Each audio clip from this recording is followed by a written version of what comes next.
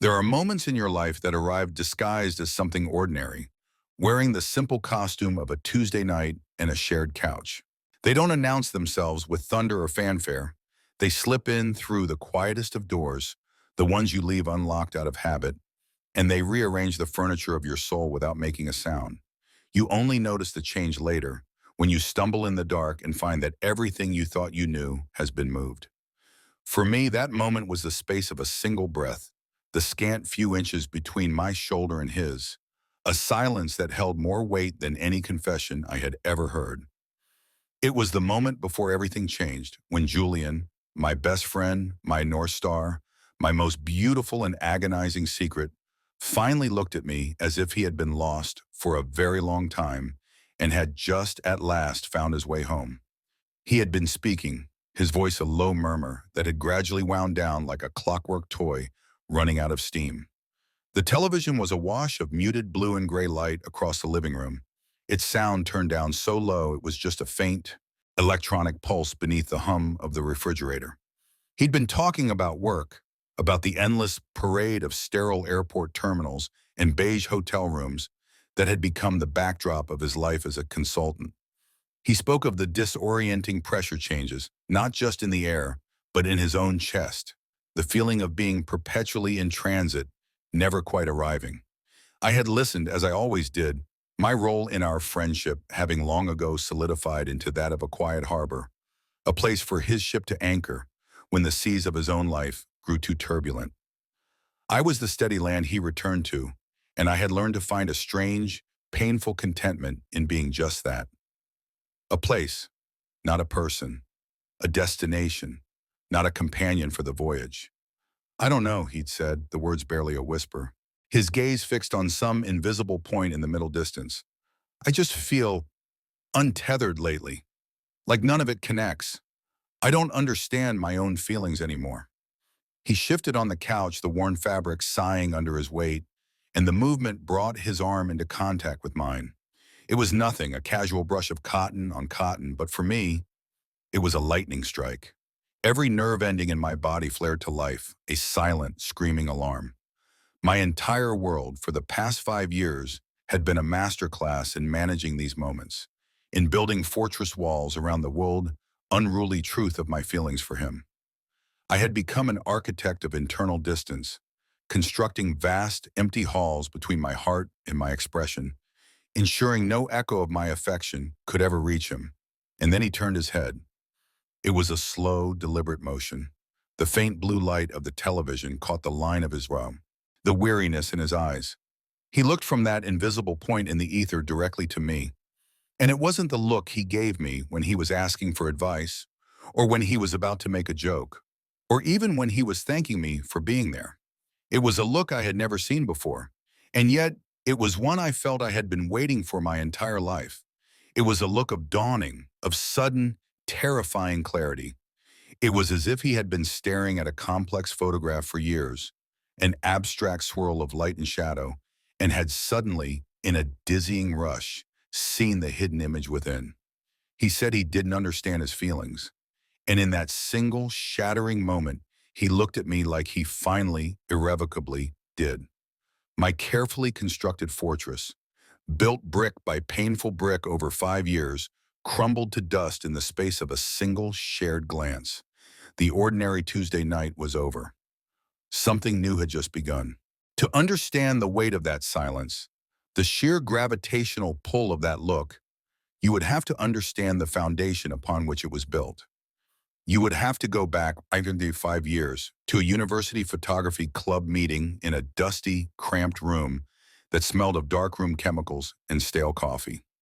I was a quiet sophomore, more comfortable behind a lens than in front of people, finding solace in framing the world into manageable rectangles of light and composition. I was there to observe, to capture moments, not to be a part of them.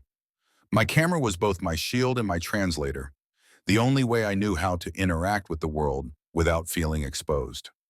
I was content in my carefully curated solitude, a ghost in the machine of campus life. And then Julian walked in. He wasn't a photographer. He was a business major, roped into attending by a mutual acquaintance who had promised him free pizza.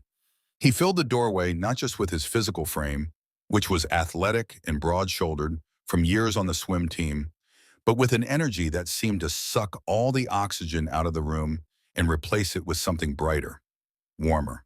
He had a laugh that was loud and unself-conscious, a smile that seemed to start in his eyes and spill across his entire face. He was everything I was not: vibrant, outgoing, effortlessly social. He moved through the world like he owned it, while I moved through it hoping not to leave a footprint. He sat down next to me, not out of any particular choice, but because it was the only empty chair. He smelled faintly of chlorine and something clean, like fresh laundry. He introduced himself with a firm handshake and a grin that made me feel like I was the most interesting person he had ever met. A trick of his I would later learn he deployed on everyone, but in that moment it felt singular. It felt like a spotlight. I mumbled my name, Leo, and immediately felt my cheeks flush, certain I had somehow already failed this simple social transaction. But he just kept smiling. He asked me about my camera, a beat-up old manual Pentax I'd inherited from my grandfather, and he listened with a genuine curiosity that was both unnerving and deeply compelling. He didn't just hear my words, he seemed to absorb them. Over the next few months, our friendship grew in that unlikely soil. It was a study in contrasts. He would drag me to parties where I would stand awkwardly in a corner, nursing the same drink for hours, while he moved through the crowd like a conquering hero. In return, I would show him the quiet magic of the darkroom, the slow, patient alchemy of an image appearing on paper in the shallow tray of developer. He was fascinated by it, by the way a moment could be held still, examined, and preserved.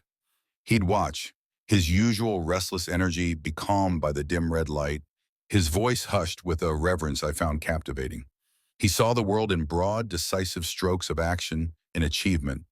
I saw it in subtle shifts of light, in the unspoken stories captured in a fleeting expression or a particular gesture.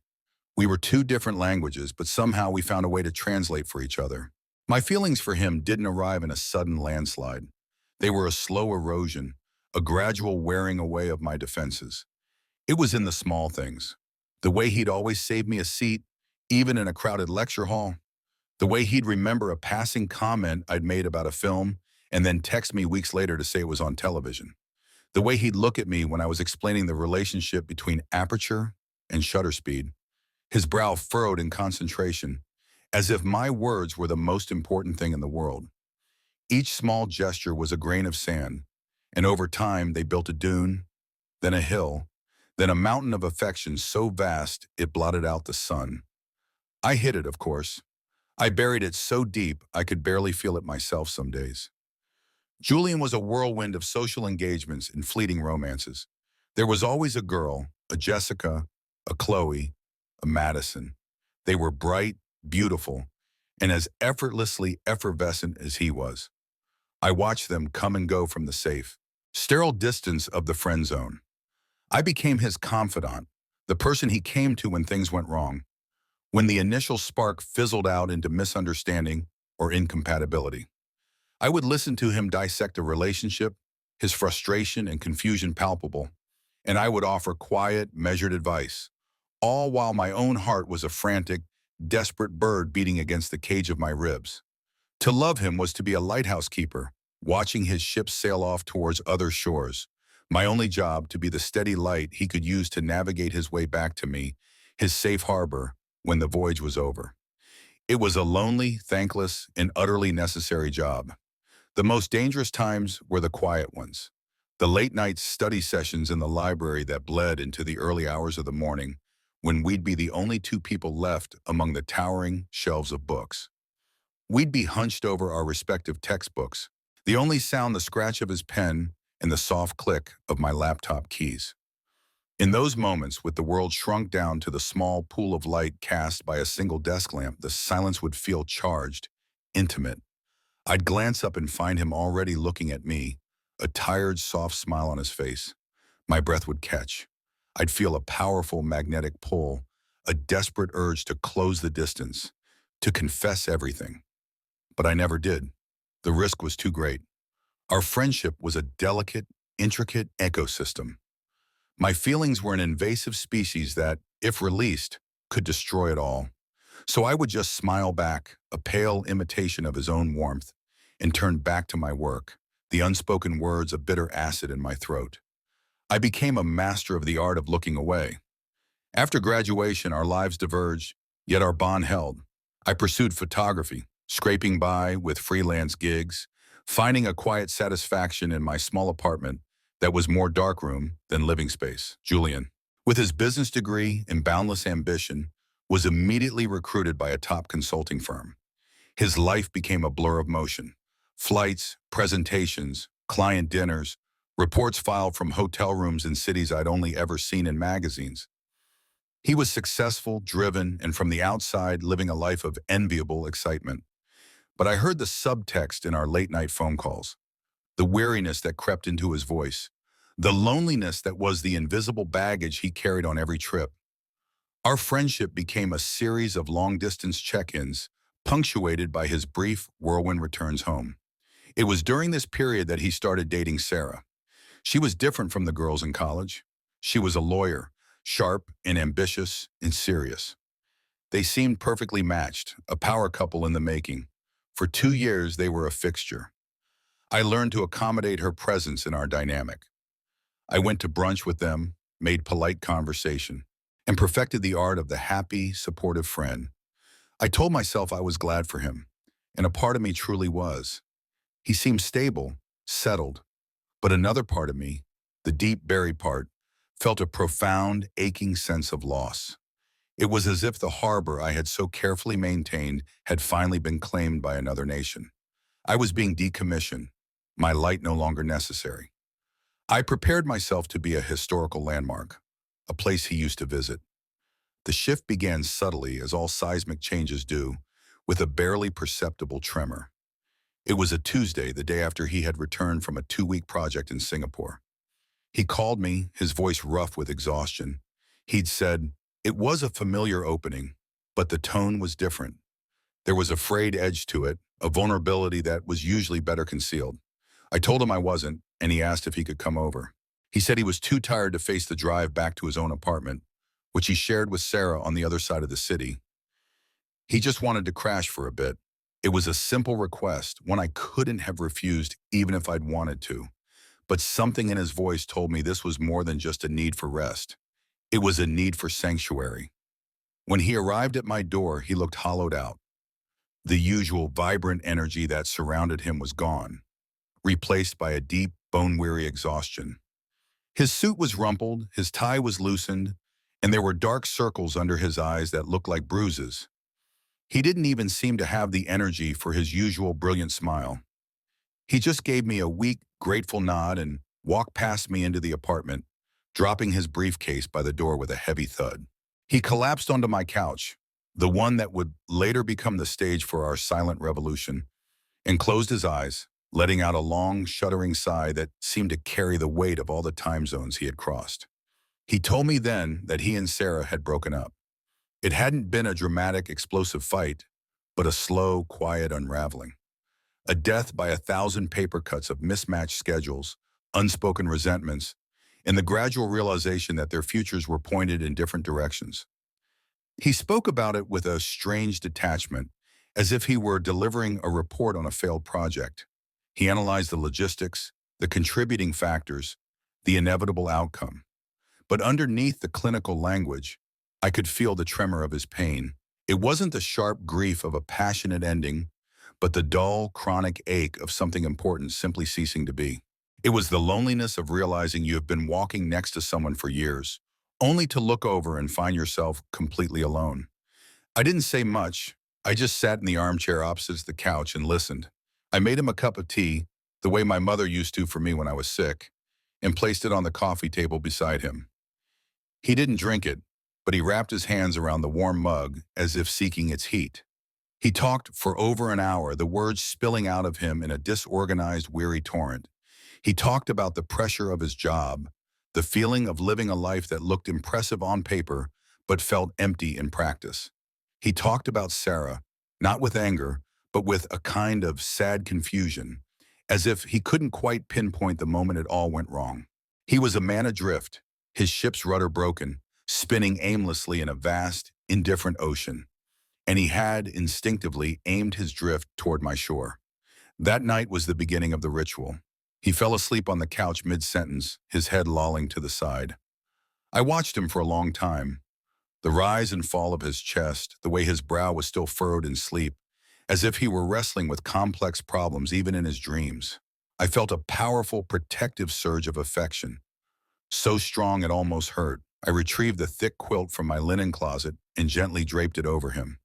His fingers twitched and curled around the edge of the fabric, pulling it closer. I stood there for what felt like an eternity, just watching him breathe in the dim light of my living room. This was new territory. He had stayed over before, after late nights in college, but this was different. This wasn't the aftermath of celebration. It was the act of seeking refuge. I was no longer just a friend. I was a necessity. And that realization was both a profound honor and a terrifying burden. The quiet harbor was officially back in service. The first few times it was always the couch.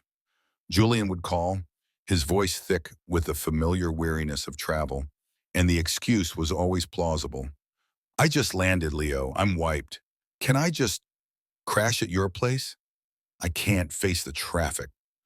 My apartment was closer to the airport than his, a convenient geographical fact that became the cornerstone of our shared fiction. It was a lie we both tacitly agreed to believe, a polite curtain drawn over the more complex truth. He wasn't just tired of the traffic, he was tired of the silence in his own empty apartment. He was tired of being alone, and I, for my part, was incapable of saying no. Each time, my heart would perform a frantic, chaotic drum solo in my chest, a wild mix of hope and terror. He would arrive, shed his travel persona like a heavy coat at the door, and sink into the worn cushions of my sofa. We would talk for a while, the conversation a gentle debriefing of his trip and my week. I'd tell him about a new photography project, a difficult client, or a breakthrough I'd had in the darkroom. He'd tell me about the soulless efficiency of a German manufacturing plant or the frustrating politics of a corporate merger in Tokyo. But the words were just background noise. The real communication was happening in the spaces between them. It was in the way he would slowly unwind, his posture softening, the tense lines around his eyes smoothing out. It was in the way the frantic, restless energy he always carried would gradually dissipate in the quiet atmosphere of my home, like smoke clearing from a room. I was his decompression chamber. The transition from the couch to my bed happened about a month into this new routine. It was a cold, rainy November night. He had just returned from a brutal week in Chicago, and he looked worse than I had ever seen him. He was pale, his voice was hoarse, and he was shivering despite the warmth of my apartment. He claimed it was just exhaustion, but I suspected he was coming down with something. He fell asleep on the couch almost immediately, but his sleep was restless. He kept shivering, twitching, and muttering in his sleep. I watched him for an hour, my anxiety a tight knot in my stomach. The quilt I had draped over him seemed inadequate against the damp chill that had settled deep in his bones. My own bed in the next room was a warm island in the quiet dark of the apartment. It was a queen-size bed, a ridiculous extravagance for a single man who lived alone, but it was my one true comfort. The thought entered my mind not as a conscious decision, but as a simple, logical solution to a problem. He was cold and uncomfortable. My bed was warm and comfortable. The distance between the living room and the bedroom suddenly felt like a vast, impassable chasm of unspoken rules and potential misinterpretations. To offer him my bed felt like a monumental step, a crossing of a boundary that had always been implicitly understood. But to leave him shivering on the couch felt like a form of cruelty. I went over to him and gently shook his shoulder. "Julian," I whispered. His eyes fluttered open, bleary and unfocused. "You're freezing," I said, my voice barely audible. "You can't sleep out here, come on." I didn't offer him the bed. I stated it as a fact, a command. It was easier that way, less room for negotiation or awkwardness. He just looked at me, his eyes clouded with sleep and confusion. He didn't protest. He just nodded, a slow, compliant motion. I helped him up, and he leaned on me heavily as we walked the 10 feet to my bedroom. It was the most physical contact we had shared in years. His arms slung over my shoulder, the heat of his body, even through his feverish chill, seeping into mine. It felt both utterly terrifying and profoundly right. I pulled back the covers on one side of the bed, my side, and he practically fell into it, curling into a tight ball under the duvet without even taking off his shirt. I stood there for a moment, my heart hammering against my ribs. The plan had been to give him the bed and for me to take the couch. It was the only logical, sensible thing to do. I walked back into the living room, the imprint of his body still warm on the sofa cushions. I sat down, pulled a thin blanket over myself, and tried to settle in. But the apartment felt wrong. The quiet hum of the refrigerator seemed louder. The shadows in the corners seemed deeper. My entire home felt off balance, its center of gravity having shifted into the next room. I couldn't sleep. Every creak of the floorboards, every distant siren seemed amplified. My mind was a whirlwind of anxieties. What had I done? Had I crossed a line? Would this make things weird? Was he comfortable? After what felt like hours of this internal torment, I heard a sound from the bedroom. A soft, miserable groan. I got up and went to the doorway, my feet silent on the wooden floor. The door was ajar, a habit of mine from living alone. In the dim light filtering in from the street, I could see him.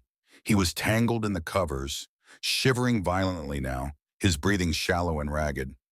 My carefully constructed plan to maintain distance evaporated in a wave of pure, unadulterated concern. He was sick, and he was in my care. I walked to the side of the bed. I whispered. He moaned again, a sound of pure discomfort. I placed my hand on his forehead. He was burning up.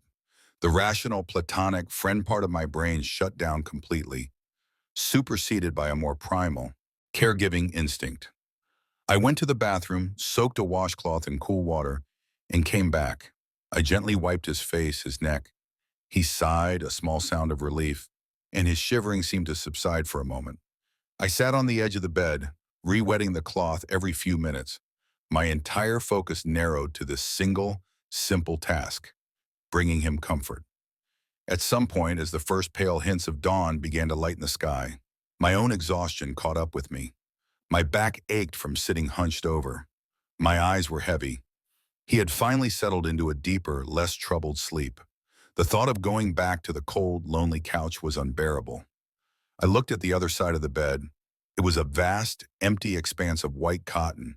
It seemed ridiculous.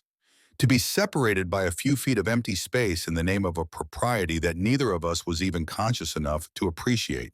Slowly, carefully, so as not to wake him, I walked around to the other side of the bed. I slid under the covers, my movements stiff and cautious. I lay on my back, ramrod straight, my hands folded on my chest, a sarcophagus of a man. I kept as much distance between us as possible, creating a wide, demilitarized zone of mattress down the middle. But the bed, my bed, had other ideas. It had a slight dip in the middle, a subtle concavity I had never noticed before. And over the next few minutes, gravity began its slow, inexorable work.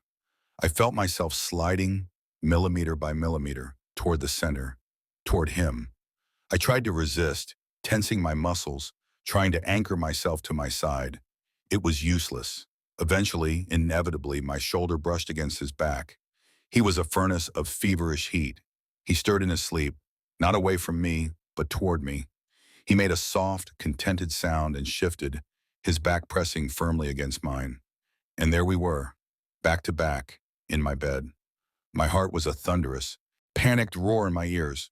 I was certain he would wake up, that he would feel the contact, recoil in horror, and our friendship would shatter into a million pieces. I lay there rigid with fear, not daring to breathe, waiting for the inevitable catastrophe. But it never came. He just slept. His breathing was deep and even now, the ragged edge gone.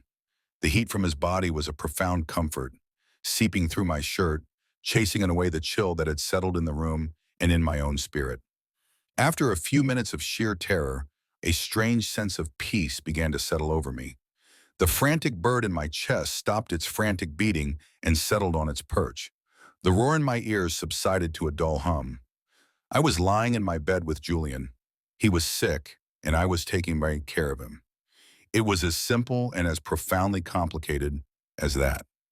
I closed my eyes, and for the first time that night, I slept. That night established the new protocol. The excuse of the couch was abandoned.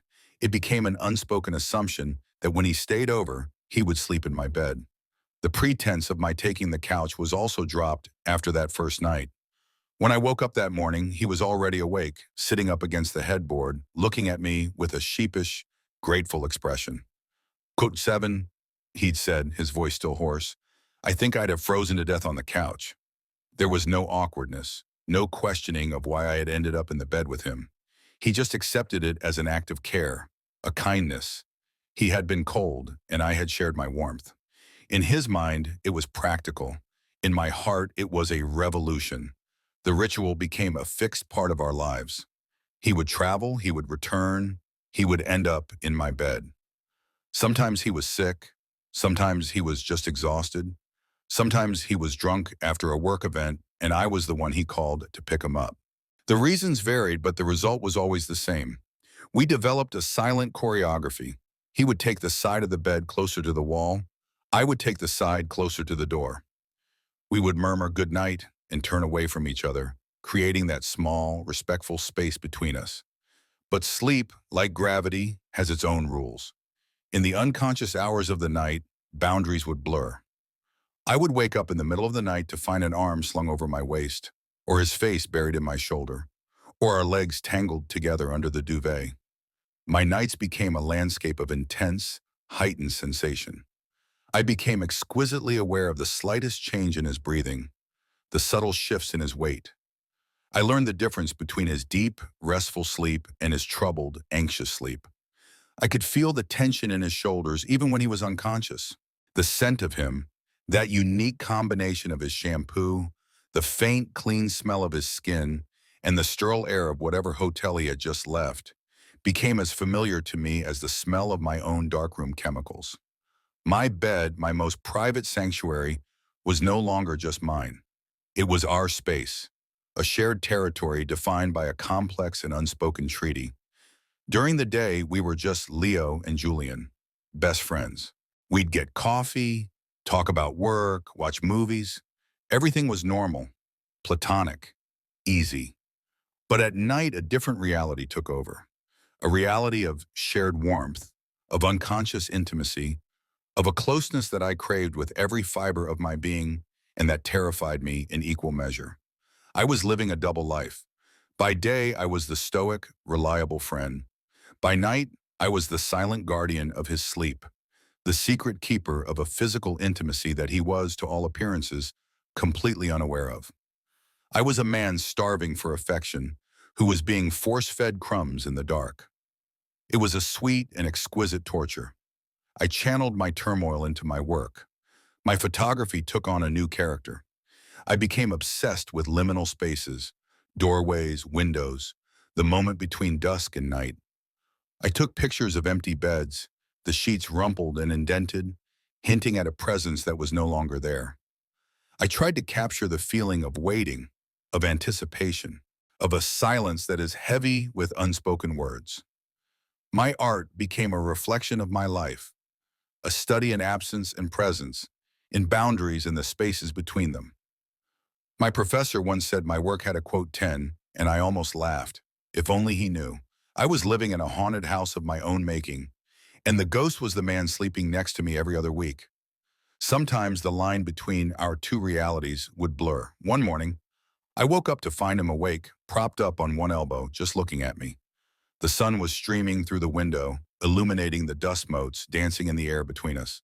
His expression was unreadable, a soft, contemplative look. My heart stopped. This is it, I thought.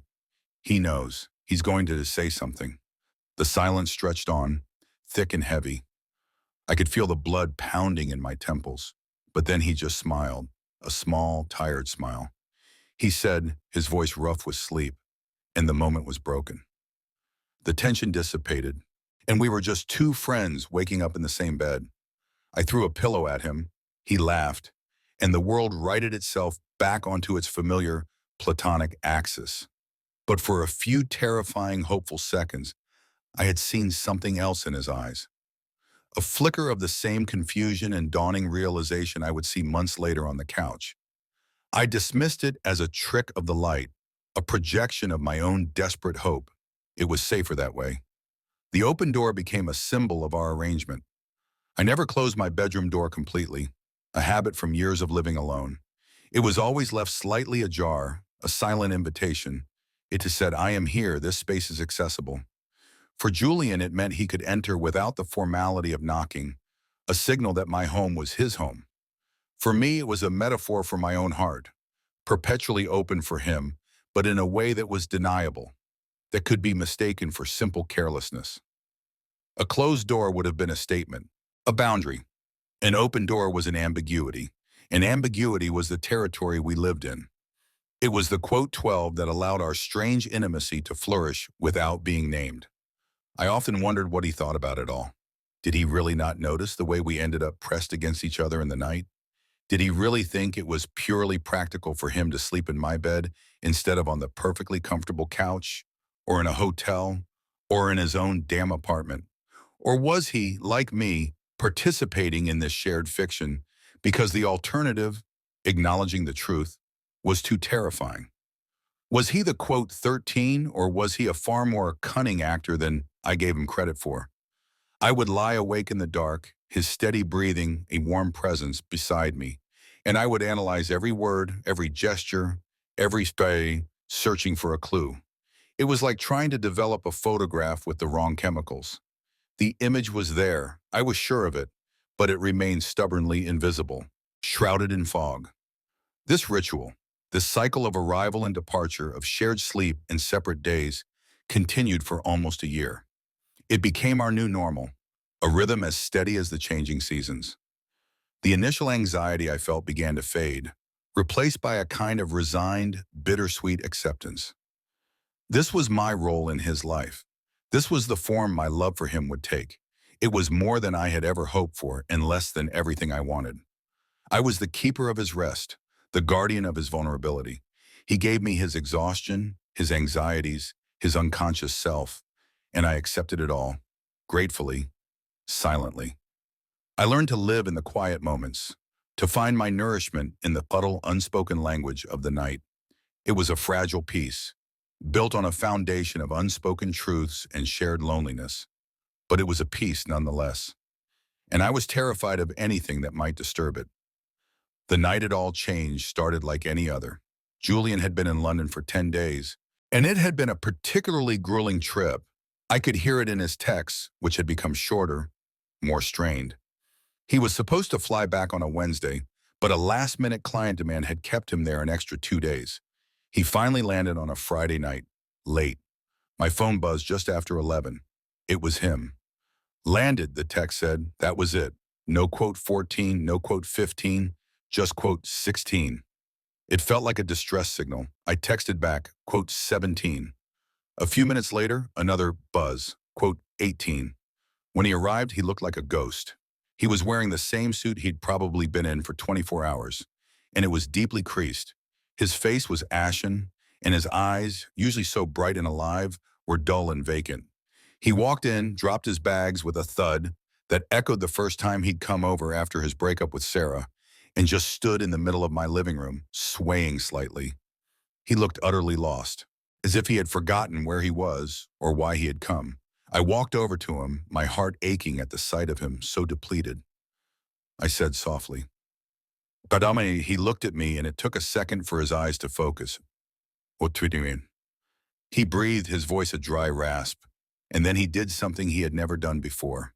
He swayed forward and just collapsed against me, his forehead pressing into my shoulder, his arms hanging limply at his sides. He wasn't hugging me.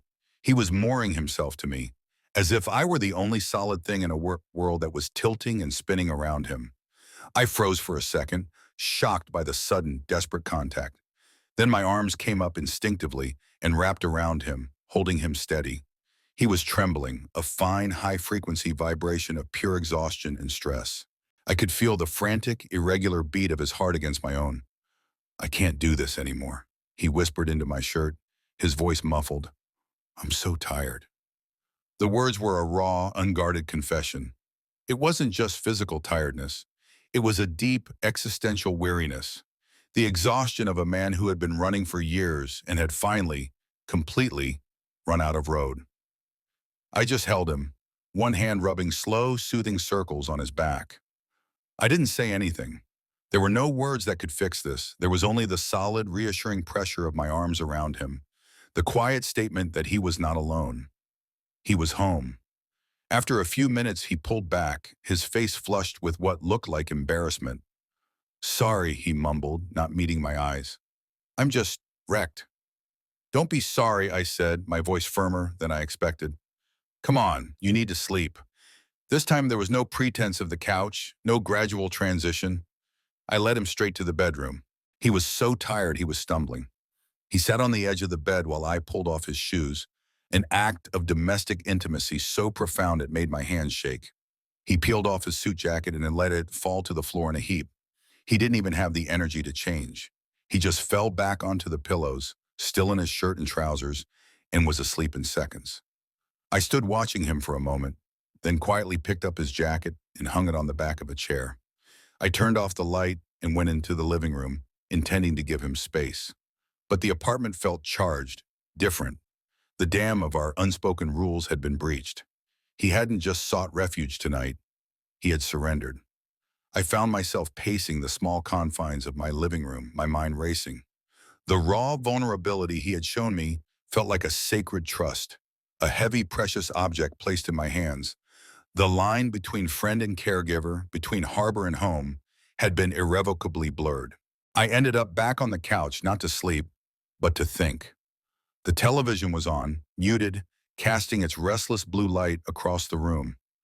I was replaying the moment he had collapsed against me, the feel of his trembling body, the desperate whisper of his confession. It felt like a turning point, but I didn't know what it was turning toward. Was this just a new, deeper level of our platonic friendship? Or was it something else? Something he himself didn't understand, bubbling up to the surface from the sheer pressure of his exhaustion.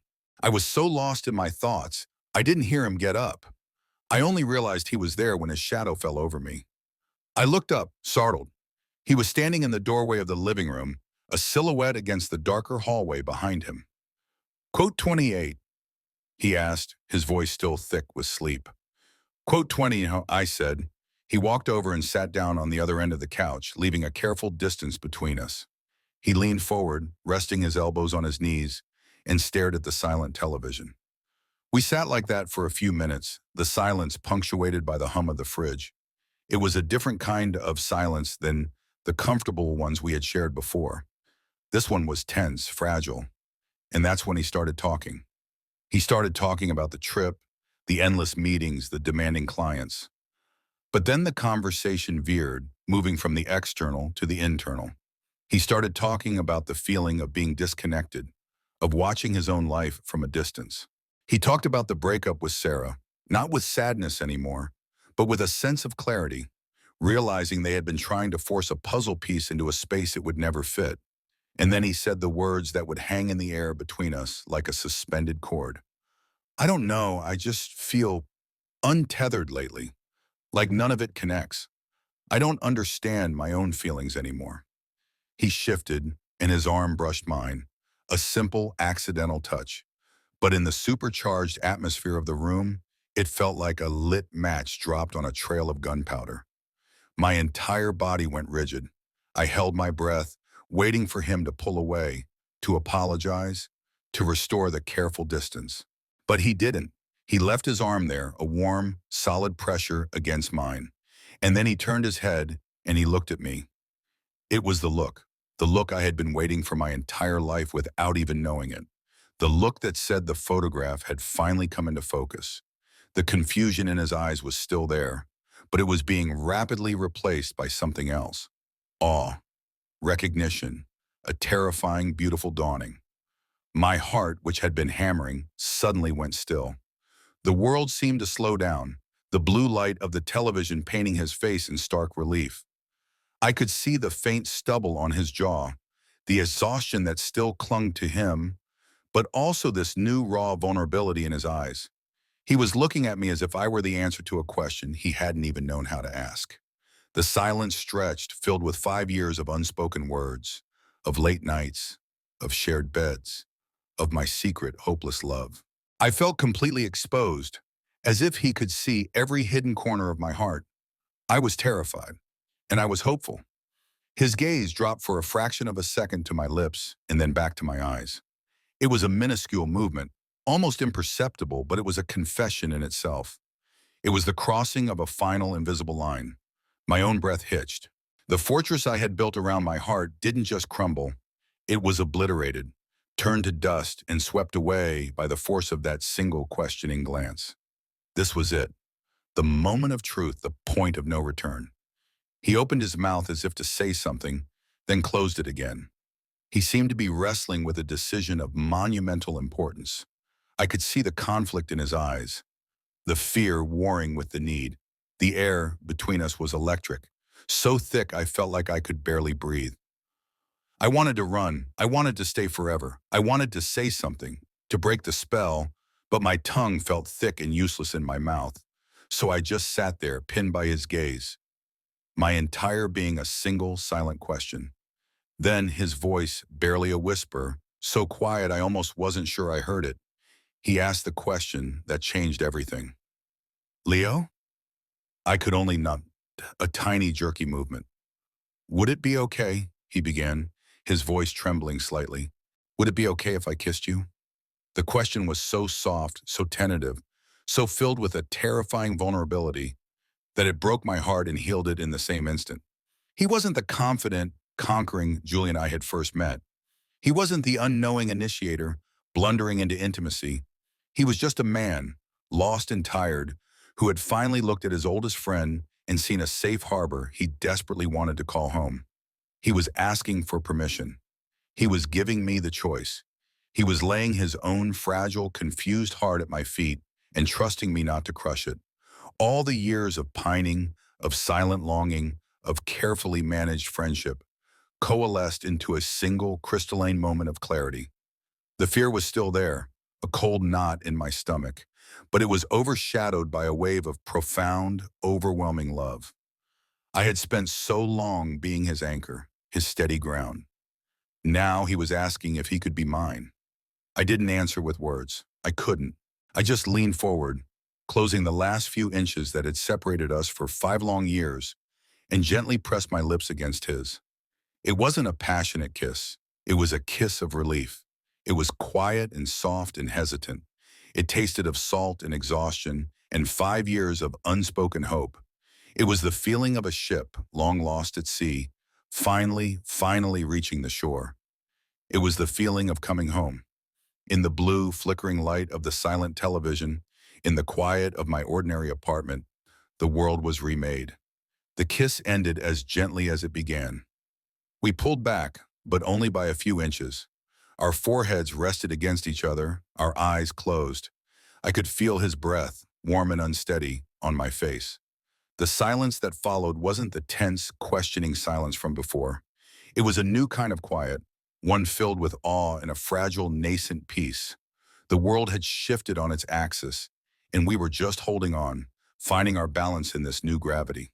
I could feel the last of my carefully constructed walls dissolving, not with a crash, but with the quiet sigh of a dam finally giving way to the patient, persistent pressure of the sea. The relief was so profound it felt like I could finally breathe for the first time in years. But peace, especially the kind born from such a seismic shift, is a delicate thing. In the immediate aftermath of the kiss, there was only relief, but as the minutes stretched on, a new element began to creep into the silence. Uncertainty, fear, the terrifying, what now? The kiss had been an answer, but it had also opened up 1,000 new questions. I could feel the shift in him first, a subtle tensing in his shoulders, a slight withdrawal of his presence, even as our foreheads still touched. He was processing, and his thoughts were not calm. He pulled back completely, his eyes wordy and clouded with a fresh wave of confusion, this time laced with panic. He looked at me, then at the room around him, as if he had just woken up in a strange place. The dawning recognition in his eyes was gone, replaced by a shuttered, guarded look. The door he had just opened, the one that led into the heart of his confusion, was being slammed shut. I, I'm sorry, he stammered, the words clumsy and sharp. I shouldn't have. I'm so tired. I'm not thinking straight. Each word was a physical blow. He was taking it back. He was recategorizing the most significant moment of my life as a mistake, an anomaly born of exhaustion. He was trying to put the world back the way it was, to unring the bell. He stood up abruptly, running a hand through his already messy hair, a gesture of pure, frantic anxiety. He started pacing the small space in front of the couch, the same way I had been pacing just an hour earlier. But his pacing was frantic, caged. "This is my fault," he muttered, more to himself than to me. "I'm messing everything up. Our friendship, I—" He couldn't finish the sentence. I sat on the couch, frozen. The warmth of the kiss was still on my lips, but it was rapidly being replaced by a spreading, icy cold. The hope that had bloomed in my chest so spectacularly just moments before was wilting, curling in on itself. I had been so certain. The look in his eyes, the question he had asked, it had felt so real. Had I imagined it all? Had I projected my own feelings onto him so completely that I had misinterpreted a moment of sleep-deprived confusion as a genuine confession? The old, familiar ache of unrequited love, an ache I thought I had finally been freed from, came rushing back, sharper and more painful than ever before. It was one thing to want something you could never have. It was another thing entirely to have it for a fleeting, perfect moment, only to have it snatched away. I said, my voice quiet, strained. He stopped pacing and looked at me, his face a mask of misery and self-recrimination. Quote 40, and I pleaded, quote wanted, quote, he burst out, the words raw with frustration. Quote one, he looked at me, his eyes pleading for me to understand, or perhaps for me to absolve him. Quote, Guardan, he didn't understand. He thought the kiss was the act of destruction, when for me, it had been an act of creation. He saw it as a violation of our friendship, while I had seen it as its ultimate, most beautiful evolution. His panic and my hope were two different languages, and the space between us was a chasm of misunderstanding. Before I could say anything else, he grabbed his keys from the bowl by the door. I should go, he said, his voice flat, defeated. I need to go. Julian, no, I said, standing up. It's the middle of the night. You're exhausted. Don't drive. I can't stay here, he said, his voice cracking. Not tonight. It's not right. He wouldn't look at me. He was already halfway out the door, retreating from the scene of the crime, from the mess he believed he had made. The door clicked shut behind him, leaving me alone in the silent, blue-lit room. The silence he left behind was a physical presence, a heavy, suffocating blanket. It was the loudest silence I had ever heard. I sank back onto the couch, the cushion next to me still holding the faint warmth of his body. I stared at the spot where he had sat, at the empty space that had, for a few perfect moments, held the promise of everything I had ever wanted. The revolution was over. My side had lost. The days that followed were some of the longest of my life. The silence from my apartment spread, infecting everything. He didn't call. He didn't text. My phone, which had become a lifeline to him, a constant source of connection, was quiet. Each time it buzzed with a notification from someone else, my heart would leap with a painful, stupid hope, only to crash back down. I tried to work, to lose myself in the familiar alchemy of the darkroom, but my hands felt clumsy. My eyes couldn't focus. Every shadow seemed to hold his shape. Every quiet moment was filled with the echo of his panicked apology. I was caught in a loop of self-recrimination. Had I pushed him? Had my own unspoken longing been so palpable that it had forced him into a corner, compelling him to act in a way that was untrue to himself? I replayed the kiss, the moments leading up to it, over and over in my mind, searching for the flaw, the miscalculation.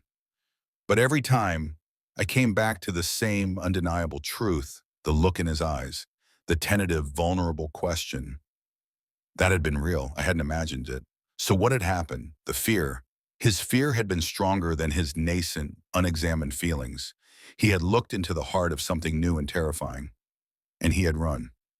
After 3 days of this agonizing silence, I couldn't take it anymore. The pain of not knowing, of living in this limbo, was worse than any potential rejection. I had lived with his platonic friendship for years. I had lived for a few beautiful moments with the hope of his love. But I could not live with this ghost of a relationship, haunted by what had almost been. I needed clarity, even if that clarity was painful. I had spent 5 years being the passive observer, the quiet harbor. It was time to be the one who set sail, even if it was into a storm. I drove to his apartment. It was late afternoon and I had no idea if he would even be there. His car was in its designated spot, a small sign that gave me a sliver of courage. I walked up to his door, my heart a frantic drum against my ribs. I had been to his apartment countless times, but it had always been with him, at his invitation.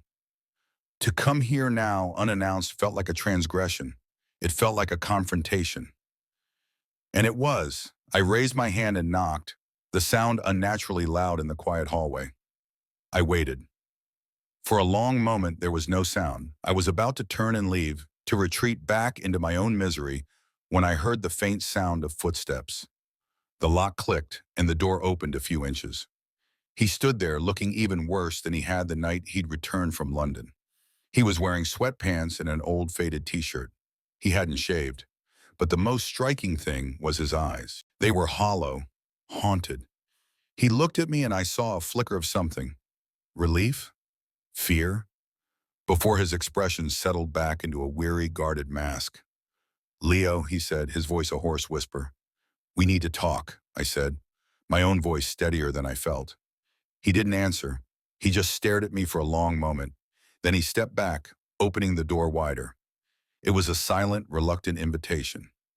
I stepped inside. His apartment was neat, sterile, and impersonal. It looked like a high-end hotel suite, a place designed for temporary stays, not for living. There were no photos on the walls, no personal trinkets on the shelves. It was the home of a man who was never really home. The contrast with my own cluttered, lived-in space was stark. He closed the door behind me, and we stood in the entryway, the air thick with unspoken things. He wouldn't meet my eyes. He just stared at the floor, his shoulders slumped in defeat. "I'm so sorry, Leo," he began, the words a familiar, painful refrain. "Stop," I said, and the sharpness in my own voice surprised me. He looked up, startled. "Stop apologizing," I continued, my voice softer now but firm. "I don't want an apology. I want the truth. I'm not mad at you, Julian. I'm just lost, and I need you to help me find my way. I need you to tell me what was real." He finally met my gaze, and I saw the full extent of his turmoil. His eyes were swimming with confusion, fear, and a deep, profound sadness. "I don't know what's real anymore," he whispered. "That's what I've been trying to tell you." "Then let's figure it out," I said, taking a step closer. "Start with the kiss. Why did you do it?" He flinched as if the word itself caused him pain. "I told you," he said, his voice defensive. "I was exhausted. I wasn't thinking." "No," I said, shaking my head. "I don't believe that. I won't let you use that as an excuse. It's too easy. It's a way for you to avoid looking at the real reason. I saw your face, Julian. I saw it before you asked. You looked at me like you were seeing me for the first time. What did you see?" My directness seemed to stun him into silence. He opened his mouth, then closed it. He looked away, his jaw working. He was building his walls back up, brick by brick, right in front of me. "I can't do this, Leo," he said, his voice choked. "You're asking me for something I don't have." The frustration and hurt that had been simmering in me for 3 days finally boiled over. Not as anger, but as a raw, painful honesty. "Do you have any idea what this has been like for me?" I asked, my voice trembling now. "For 5 years, I have loved you silently, patiently. I have watched you with other people. I have been your shoulder to cry on. I have been your safe place to land. And I never, ever asked for anything in return because your friendship was enough. It was everything. And then, for 1 second, on that couch, you let me believe that it wasn't just me. You gave me this incredible, impossible hope. And then you snatched it away and tried to tell me it was a mistake, a symptom of jet lag. Do not stand there and tell me you can't do this. You have to. You owe me that much. You owe us that much." The confession hung in the air between us. "I love you." The 3 words I had held captive for so long were finally free. They echoed in the sterile silence of his apartment. Julian stared at me, his face pale, his eyes wide with shock. He looked as if I had physically struck him. The fight went out of him completely. He sank down onto the edge of a pristine, uncomfortable-looking armchair, his head in his hands. He started to shake, his shoulders trembling with silent sobs. The sight broke my heart.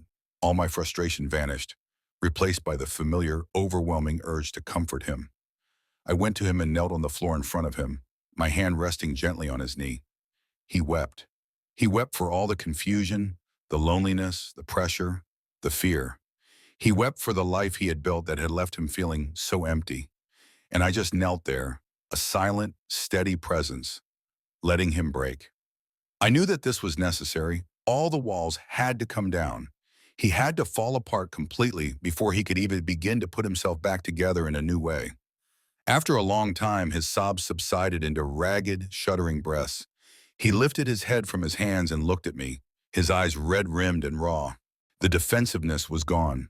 The fear was still there, but it was no longer in control. There was only a vast, empty space of pure, terrifying vulnerability. "I'm scared," he whispered, the words a child's confession in the dark. I said softly. He said a humorless, broken laugh escaping his lips. Quote 74.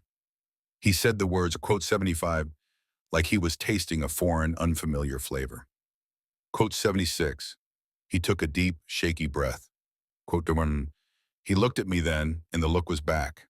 The look from the couch, the dawning, the recognition, but this time it was clearer, steadier. It was no longer a question. It was a statement. Quote Sarashiwan, he said, his voice gaining a little strength. Quote Sarashiwan. He reached out, his hand trembling, and gently touched my cheek. His fingers were cold. Quote 80. Tears I didn't even know were there started to stream down my face. I couldn't speak. I just nodded, leaning into his touch, covering his hand with my own. The feeling of his skin against mine was an anchor in the storm. Quote 81. He whispered, and the words were clumsy and new, and the most beautiful sound I had ever heard. Quote Doisao. He let out a long, shuddering breath, a sound of profound, exhausted surrender. Quote Hiren, in the quiet of his empty apartment, surrounded by the architecture of a life that no longer fit him, we began to build something new. There were no more kisses that night. There was no grand romantic sweep. There was just talking, hours and hours of it. We sat on the floor, leaning against the uncomfortable armchair, and we dismantled everything. We took apart our friendship, our fears, our assumptions, and we looked at all the pieces scattered on the floor. It was messy and painful and terrifying, but for the first time, it was honest. He told me about the profound loneliness of his job, the feeling of being a ghost in his own life. I told him about the quiet ache of my love for him, the years of patient waiting.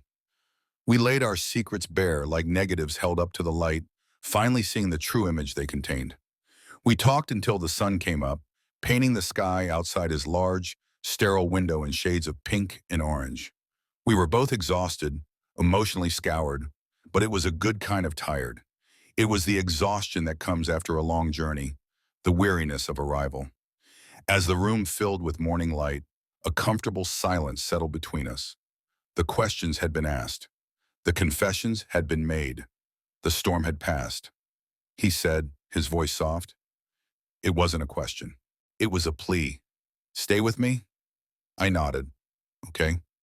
We didn't go to his bed. We went to mine. We drove back to my apartment, the city just beginning to wake up around us. Walking back into my cluttered, familiar space felt like a homecoming for both of us. He looked around at the stacks of books, the photos pinned to the wall, the general chaotic comfort of it all, and he smiled, a real smile this time, a smile that reached his tired eyes. He said, "We went into my bedroom, and this time it was different. There was no pretense, no unspoken rules, no demilitarized zone." He crawled into the bed and held the covers open for me. I slid in beside him, and he immediately wrapped his arms around me, pulling me close, his face buried in my neck. His body was a warm, solid weight against mine. There was no hesitation, no awkwardness. It was just right.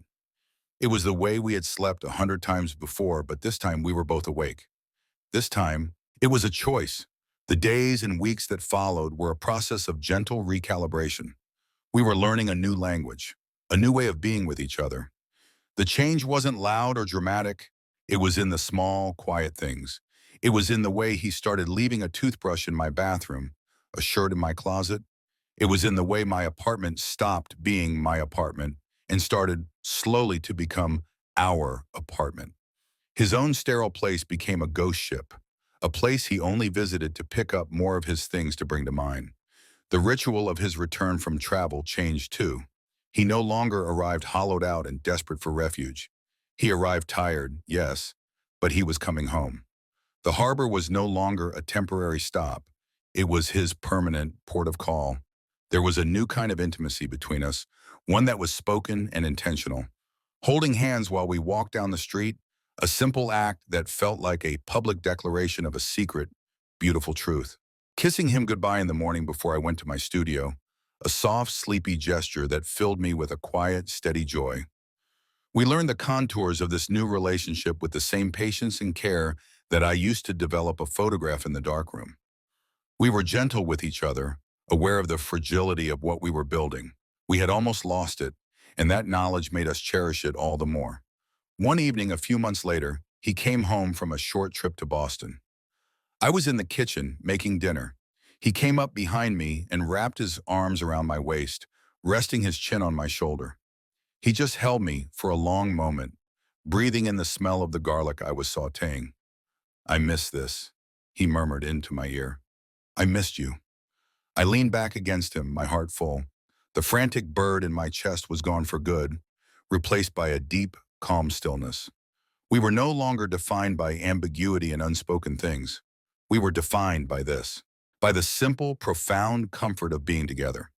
Later that night, as we were getting ready for bed, I noticed something. He had closed the bedroom door.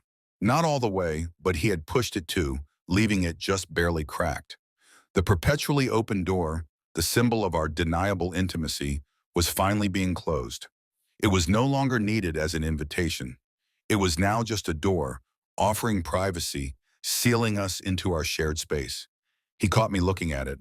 He smiled, a soft, knowing smile. "It's okay," he said. "There's no one out there we need to leave it open for anymore." We began to heal in the beautiful, honest silence we had learned to create together. His restlessness began to fade, replaced by a sense of peace I had never seen in him before. He started talking about changing his job, about finding work that didn't require him to live in airports and hotel rooms, about building a life instead of just a career. And my photography changed again. The haunting, liminal spaces disappeared from my work, replaced by images of quiet domesticity, a coffee cup catching the morning light, rumpled sheets on a bed that was no longer empty, the way his hand looked resting on a book. I was no longer capturing the feeling of absence, but the profound, simple beauty of presence. I had spent so long observing life from behind a lens, framing moments of intimacy that were not my own. Now I was finally living in the picture. The greatest moments of our lives, I've learned, are not the loud, explosive ones, but the quiet, cumulative ones. They are the sum of 1,000 small gestures, a million unspoken words that finally find a voice. They are the slow, patient erosion of fear, in the gradual, steady construction of a home, not of wood and stone, but of shared trust in the profound peace of finally being seen for who you truly are. It is the moment you look at the person you have loved forever, and you see in their eyes the beautiful, terrifying, and unmistakable reflection of your own heart, finally, safely home.